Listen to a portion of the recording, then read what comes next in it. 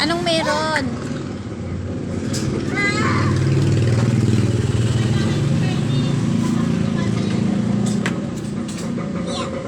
Uy! Nangyari sa'yo? Drexin, magsalita ka. Anong meron ngayon? Bakit ka nandyan sa labas?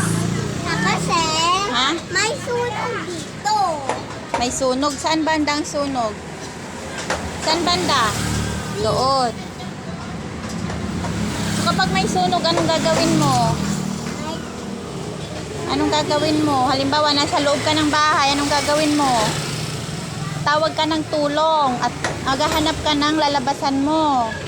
So, punta ka sa area na walang mga puno at saka mga building yung walang matutumba sa'yo.